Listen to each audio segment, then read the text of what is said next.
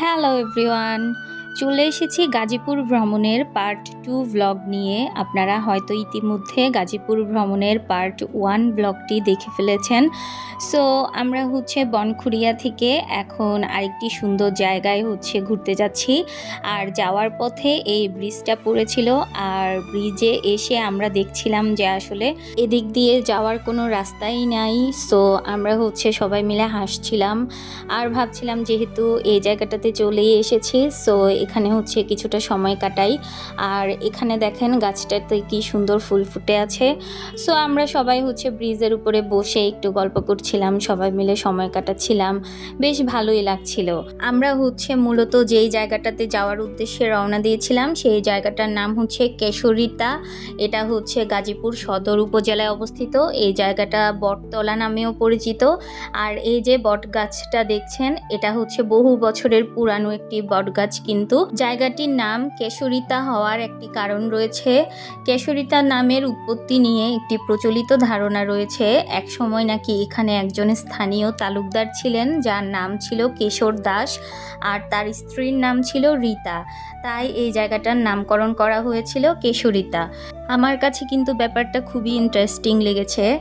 আর ঢাকা থেকে এই কেশরিতা জায়গাটার দূরত্ব 30 থেকে 35 কিলোমিটার, 1 থেকে 1.5 ঘন্টার মতো সময় লাগতে পারে। আর আমরা যেহেতু বনখুরিয়া থেকে গিয়েছি, বনখুরিয়া থেকে এই জায়গাটার দূরত্ব 10 থেকে 20 কিলোমিটার, 30 থেকে 35 মিনিটের মতো সময় লেগেছিল আমাদের। আর যেহেতু আমাদের এখনও লাঞ্চ কমপ্লিট করা হয়নি, সো আমরা এখানেই একটা রেস্টুরেন্ট ছিল বিলের উপরেই, সো এই রেস্টুরেন্টটাতে চলে এসেছিলাম।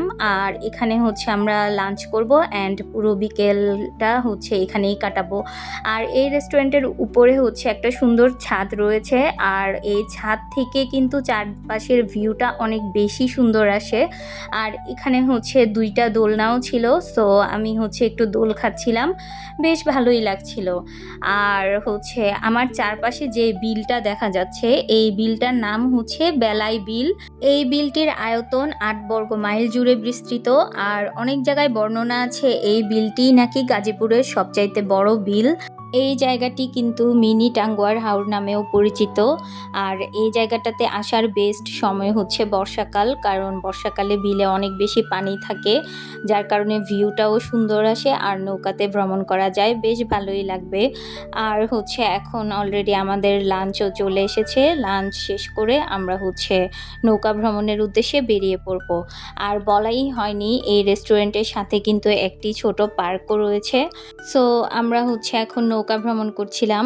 আর নৌকা ভ্রমণের সিস্টেমটা আমি একটু বলে দেই। পার আওয়ার 300 টাকা, আর একটি নৌকাতে সর্বোচ্চ 8 জন উঠতে পারে। আমরা টোটাল মেম্বার ছিলাম 6 জন। আর এই জায়গাটাতে কিন্তু বিকেলবেলাই বেশি ভালো লাগে, কারণ বিকেলবেলা অনেক বেশি জাঁকজমক থাকে, সকালবেলা খুব বেশি জাঁকজমক থাকে না, মানুষজনের পরিমাণ অনেক কম থাকে। আমরা নৌকাতে ওঠার সময় পেয়ারা শসা এগুলা নিয়ে উঠেছিলাম, আর এগুলা খেতে খেতে নৌকা ভ্রমণটা এনজয় করছিলাম। আর এই বিলে অনেক শাপলাও রয়েছে, দেখেন শাপলা ফুলটা কত সুন্দর। এটা আমি নিজ হাতে বিল থেকে তুলে নিয়েছি, আর এখন আপনাদের ভাইয়াকে দিচ্ছিলাম ফুলটা। সো 1 ঘন্টা নৌকা ভ্রমণ শেষে আমরা নৌকা থেকে নেমে চা খাচ্ছিলাম। আর আজকে যে আমি কতবার চা খেয়েছি তার কোনো হিসেবই নেই। আর এখানে কিন্তু বিকেলবেলা বেশ সুন্দর বাজার বসে, একদম টাটকা টাটকা সবজি পাওয়া যায়।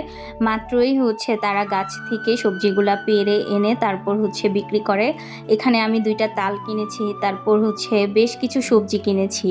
এই যে সবজি বাজারগুলা দেখেন, একদম টাটকা টাটকা সবজি। যেহেতু পাশেই গ্রাম রয়েছে, সেখানে সবজি চাষ করা হয়। সো এরকম টাটকা টাটকা সবজি দেখলে কি আর লোভ সামলানো যায় বলেন। আমি বেশ কিছু সবজি কিনে নিয়েছি। সো গাজীপুর ভ্রমণের ব্লগ তাহলে এখানেই শেষ করছি। Thanks for watching my video. দেখা হবে পরের নতুন কোনো ব্লগে। Till then take care, tata.